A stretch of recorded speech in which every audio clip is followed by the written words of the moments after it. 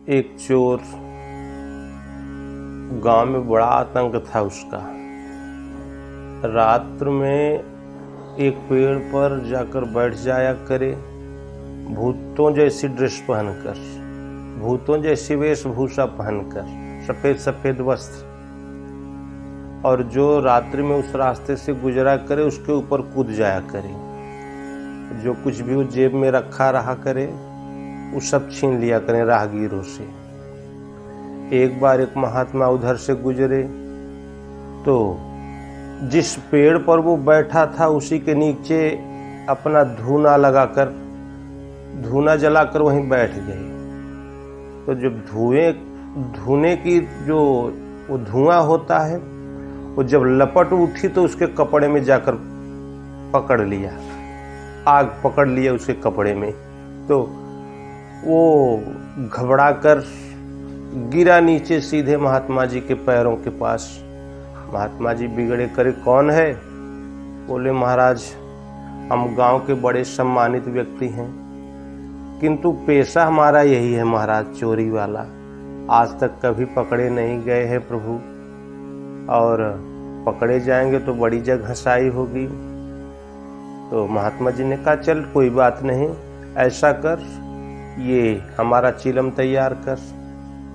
तो उस चोर ने चिलम तैयार कर दिया महाराज का। महाराज चिलम पिए, भजन में अपना लेट गए। फिर बोले चल पैर दबा। पैर दबाने लगा। रात भर वो महाराज की सेवा में लगा रह गया। जब भोर होने लगी तो वो अब आदेश लिया गुरु महाराज से कि महाराज अब हमको छुट्टी दें, नहीं तो अब लोगों के आने जाने का समय हो रहा है। महाराज ने कहा चल ठीक है भाग जाए। तो एक दिन उस चोर की मृत्यु हो गई। मृत्यु तो सबकी होनी है। उस चोर का भी शरीर छूटा। धर्मराज के सामने पहुंचा तो धर्मराज ने जब देखा उसका जो जीवन का चार्ट होता है, वो कागज को, पन्ने को देखा तो उसने कहा, धर्मराज ने कहा कि यार ये तो जीवन भर केवल दुष्कर्म ही किया है, इसके कर्म में तो कोई कुछ लिखा ही नहीं है, इसे तो नरक की यातना मिलनी चाहिए। तो फिर एक पॉइंट धर्मराज को उसमें मिला कि इसने एक बार एक संत, एक महापुरुष की सेवा किया है, वो धर्म है इसका। तो उसके लिए इसको एक पल के लिए स्वर्ग दर्शन, स्वर्ग का दर्शन कराओ और उसके बाद नरक में भेज दो। तो यमदूतों ने पूछा उस चोर से, बोले ये बताओ कि तुम्हारे जो ये राजा साहब ने न्याय सुनाया है उसमें एक घड़ी का स्वर्ग दर्शन है, उसके बाद नरक है, तुम पहले नरक भोगना चाहोगे या स्वर्ग भोगना चाहोगे? तो चोर ने कहा कि महाराज ये जीवन भर तो नरक की यातनाएं तो भोगनी ही है, तो क्यों न पहले स्वर्ग को ही हम दर्शन कर लें, स्वर्ग को ही देख लें। कम से कम यही स्वर्ग का दर्शन करके इसी का ध्यान करते हुए हम अपना नरक में भोग लेंगे। तो ले गए यमदूत स्वर्ग की तरफ। तो जब स्वर्ग के पास पहुंचे तो देखा, उस स्वर्ग में जाकर देखा कि वो महात्मा जिसकी वो सेवा किया करता था, चोर जो चिलम बनाया करता था, वो महात्मा वहां विराजमान थे। तो जब उसकी चोर की दृष्टि स्वर्ग में उन महात्मा जी पर पड़ी तो दौड़ के गया, उन महाराज का चरण पकड़ लिया और महाराज ने कहा करे कौन है? चोर ने कहा कि भगवान मैं वही हूँ जो आपका वहाँ सेवा किया था मैंने। तो महाराज ने कहा अच्छा ठीक, तो ऐसा कर चल चिलम तैयार कर। चिलम बनाने लगा, महाराज का पैर दबाने लगा। इतने में एक घड़ी पूरी हो गई। तो फिर यमराज के दूतों ने कहा कि चलो समय हो गया, अब चलो नरक की तरफ। तो उन महात्मा ने कहा कि ये बता ये यहाँ आया क्यों? बोले महाराज इसने जीवन भर दुष्कर्म किया है, अंत समय में एक छोटा सा भाग्य, इसका छोटा सा एक सदकर्म था ये आपकी सेवा किया था, बस उसी के पुण्य के फलस्वरूप ये यहाँ आया है, और इसके बाद स्वर्ग दर्शन के बाद इसको फिर नरक में ले जाना है। तो महात्मा ने कहा कि ये हमारी सेवा से यहाँ आया है। यमदूत ने कहा कि हाँ महाराज। तो बोले इस समय क्या कर रहा है? बोले महाराज इस समय भी तो सेवा कर रहा है। तो फिर कहा कि देखो ये जो सेवा कर रहा है इसको भी उसी में जोड़ो। तो फिर धीरे धीरे एक घड़ी और बढ़ गया। तो फिर पीछे से यमराज के दूत वो चमटा से खोद रहे थे कि उठ भाग यहाँ से। तो महात्मा को बताया चोर ने कि महाराज ये ऐसा कर रहे हैं। तो महात्मा ने कहा कि सारे पैर हमारा दबा और जोर से सेवा कर, नहीं तो उठा ले जाइए। तो चोर ने मन क्रम वचन से उन महात्मा की सेवा में वो लग गया, और धीरे धीरे उसके अंदर भी पुण्य का संचार हो गया, यमदूतों से मुक्ति मिल गई। तो संत दरस जी में पातक तरही, वो महात्मा के साथ वो चोर भी उस स्वर्ग में ही रह गया। तो संतों के दर्शन से कितने भी असाध्य कुअंक हों वो दूर हो जाते हैं। मंत्र महामणि विषय ब्याल के, मेटथ कठिन कुअंक भाल के। उन गुरु महाराज की सेवा से, उन गुरु महाराज के द्वारा प्रदान किए गए मंत्र से, उसके जाप से बड़े से बड़ा कुअंक हमारी किस्मत में लिखा हो वो कट जाता है। किंतु किसी को गुरु ऐसे मत दौड़कर बना लो। गुरुओं की भी क्वालिटी होती है, और पूर्ण महापुरुष, पूर्ण सदगुरु हमें कैसे प्राप्त हो जो हमें इस नरक की यातनाओं से बचा सके। हम कहीं दौड़कर जाकर किसी को गुरु बना ही ले तो हो सकता है वो गुरु घंटियाल निकल जाए तो हमारा तो जीवन चौपट हो गया।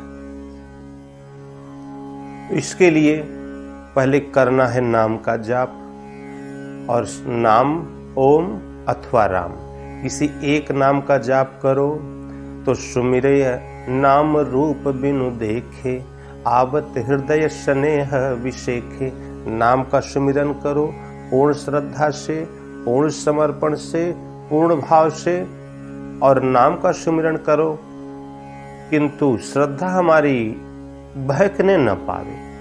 पूर्ण श्रद्धा से, पूर्ण विश्वास से नाम जपना है, तो उस पुण्य से, उस नाम के प्रभाव से पुण्य की जागृति हृदय में होगी, और कोई संत सदगुरु वो जहां भी होंगे हम वहां स्वतः ही पहुंच जाएंगे, अथवा वे ही गुरु महाराज हमारे पास आ जाएंगे। भेंट भी हो जाएगा, विश्वास भी हो जाएगा। तो इसलिए भगवान कहीं बाहर नहीं है, भगवान सबके हृदय देश में स्थित हैं। तो भगवान श्री कृष्ण कहते हैं अर्जुन, ईश्वरः सर्वभूतानां हृदय अर्जुन तिष्ठति, भ्राम्यन् सर्वभूतानि यंत्रारूढ़ानि मायया। अर्जुन ईश्वर संपूर्ण प्राणियों की हृदय देश में निवास करता है। तुम उसकी शरण में जाओ, तमेव शरणं गच्छ सर्वभावेन भारत। तुम उस हृदयस्थ ईश्वर की शरण में जाओ और संपूर्ण भाव से जाओ। सर्वभावेन भारत, उस हृदयस्थ ईश्वर की शरण में जाओ। उससे लाभ क्या होगा? त्वत्प्रसादात् परम शांतिम, उसकी कृपा प्रसाद से तुम्हें परम शांति, शाश्वत परम धाम की प्राप्ति होगी। और अचिरेणाधिगच्छति, इस आवागमन के बंधन से तुम मुक्त हो जाओगे। इसलिए संपूर्ण भाव से उस हृदय में स्थित उस परमात्मा की शरण में जाकर नाम का जाप करो, खूब जाप करो। चलते फिरते, उठते बैठते, हर परिस्थिति में नाम याद आया करे। और सुबह शाम आधे घंटे, 20 मिनट, वृद्धों को तो चाहिए कि कम से कम 1 घंटा तो बैठे ही।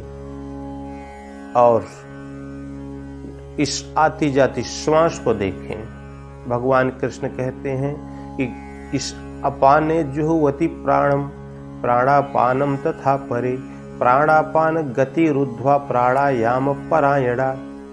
इस आती जाती श्वास पर दृष्टि रखें। श्वास कब भीतर गई उसको देखो, फिर श्वास कब बाहर आई उसको देखो, फिर कब भीतर गई उसको देखो, कब बाहर आई उसको देखो। और ये देखी जाती है सूरत की दृष्टि से, मन की दृष्टि से ये श्वास देखी जाती है।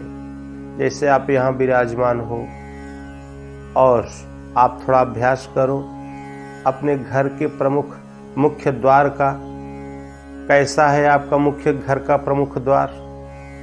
तो आप यहाँ बैठे हो, किंतु जो घर का मुख्य द्वार है वो आपको दिखाई पड़ने लगेगा। आपका शरीर यहाँ बैठा है, किंतु मन की दृष्टि वो सूरत वो वहां पहुंच गई। उसी दृष्टि से इस श्वास को देखा जाता है। श्वास जिस दृष्टि से आप घर के प्रमुख द्वार को देख रहे हैं, उसी दृष्टि को लाकर आप सांस में लगा दें। दिखाई पड़ रहा है श्वास, श्वास भीतर जा रही है, बाहर आ रही है, दिखाई पड़ रहा है सबको। यही इसी दृष्टि से श्वास का जाप करो, श्वास का चिंतन करो, श्वास पर दृष्टि लगाओ और सर्वद्वाराणि संयम्य मनो हृदय निरुध्य च मूर्धन्याधायात् मनः प्राणमास्थितो योग धारणम। संपूर्ण इंद्रियों के दरवाजों को रोककर, देखना आंख का कार्य है, सुनना कान का कार्य है, गंध नासिका का कार्य है, जिह्वा का कार्य है रसना, कोई स्वाद टेस्ट लेना।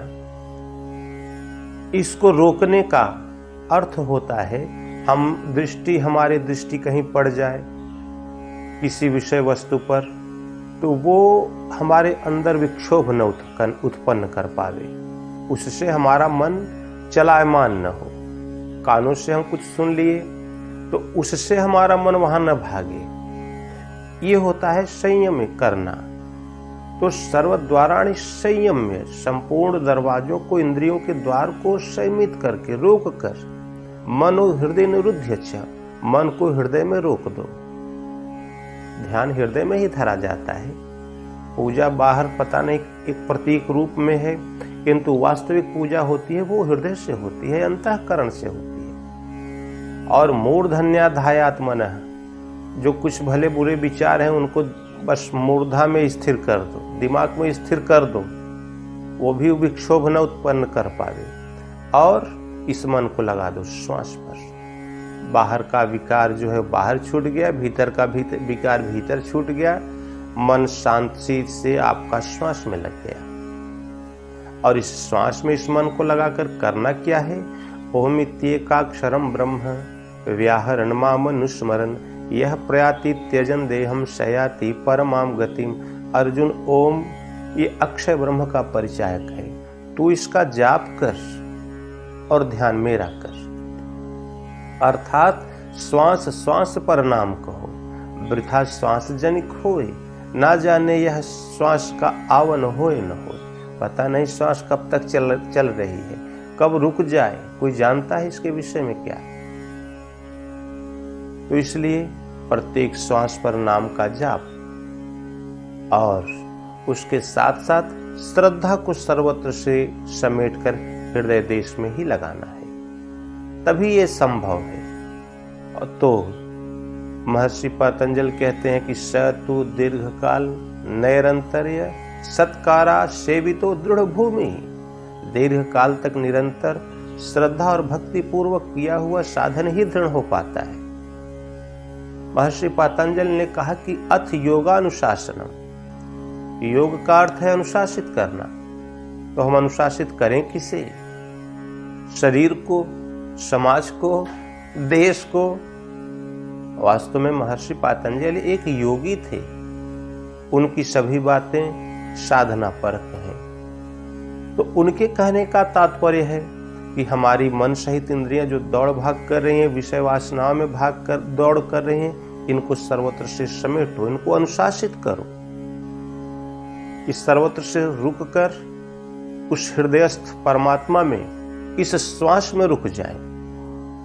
श्वास जब आप नाम जाप करें तो भले बुरे चिंतन न उठे, इसको अनुशासित करो। तो ये अनुशासित करते करते एक ऐसी स्थिति आती है कि अब ये योगस चित्त वृत्ति निरोध है। योग की इस प्रक्रिया को करते करते ये चित्त की वृत्तियां जो आज हमारे भटकाव का कारण बनी हुई है, अनंत योनियों में जो हमको भटका रही हैं, वे सिमट कर हृदय देश में स्थिर हो जाती हैं, वो रुक जाती हैं, उनका विनाश होने लगता है, दुष्प्रवृत्तियों का, विकारों का। किंतु ये संभव कब कैसे है? तो महर्षि पतंजलि कहते हैं कि अभ्यास वैराग्य अभ्यातान चित्त निरोध है। अभ्यास और वैराग्य के द्वारा दृढ़ वैराग्य होना चाहिए और अभ्यास में दृढ़ता होनी चाहिए। दृढ़ अभ्यास और वैराग्य के द्वारा आप इस चिंतन पथ पर लगें और मन जहां जहां से जाए वहां से समेट कर फिर लाकर हृदय देश में स्थित करें, इस श्वास में स्थिर करें। तो इस प्रकार अभ्यास करते करते यह इंद्रियां, यह मन सर्वत्र से सिमटकर हृदय देश में स्थिर हो जाती है।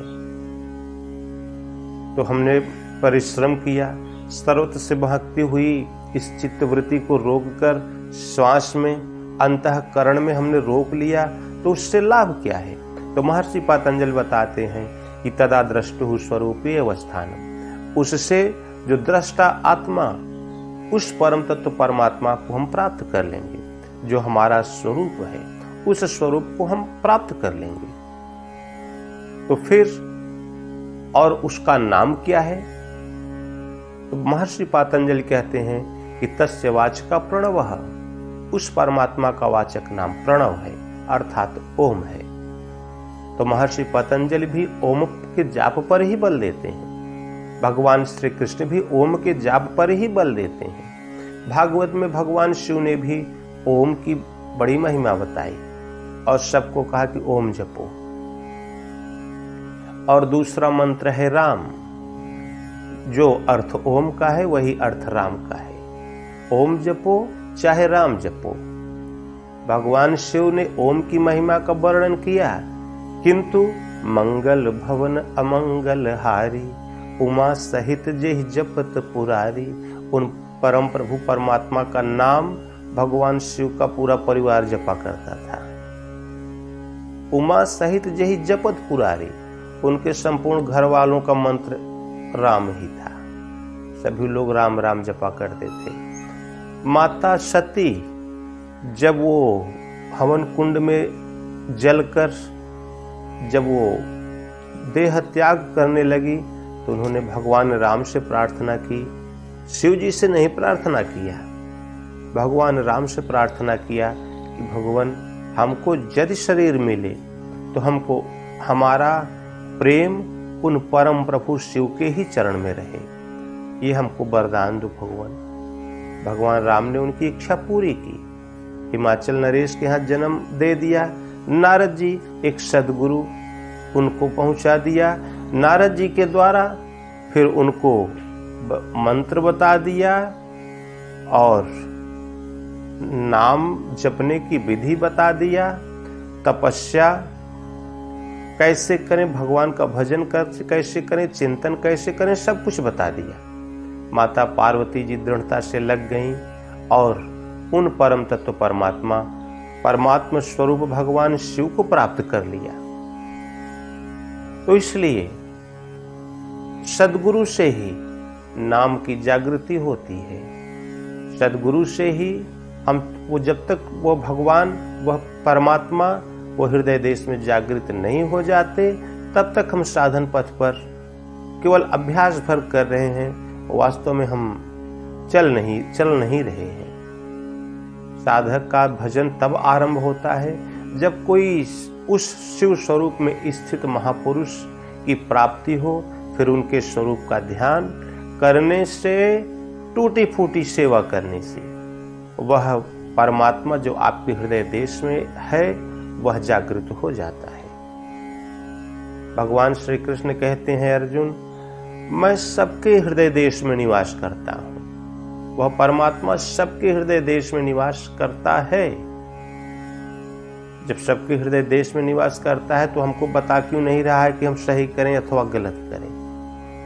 भगवान है तो हम कौन सा अपराध कर दिए कि भगवान हमको नहीं बता रहे हैं। तो भगवान हमारे भीतर है तो उनको बताना चाहिए कि हम कब गलत हैं कब सही हैं। तो वो भगवान श्री कृष्ण ने कहा कि अर्जुन, वह परमात्मा सबके हृदय देश में उपद्रष्टा रूप में स्थित है। अब सूर्य का कार्य है प्रकाश देना, वो प्रकाश दे रहा है। अब इस प्रकाश में आप चाहे गीता पढ़ें, चाहे भागवत पढ़ें, चाहे सत्संग सुने, चाहे जुआ खेलें, चाहे मदिरा पान करें, चाहे जो भी करें, क्या ये सूर्य मना कर देगा आपको कि नहीं नहीं ये मत करो? उसका कार्य है प्रकाश देना, वो प्रकाश दे रहा है। इसी प्रकार भगवान श्री कृष्ण कहते हैं अर्जुन, वह परमात्मा सबके हृदय देश में निवास कर रहा है। आप भला बुरा जो कर रहे हो ना, ये अंदर बैठकर सब देख रहा है।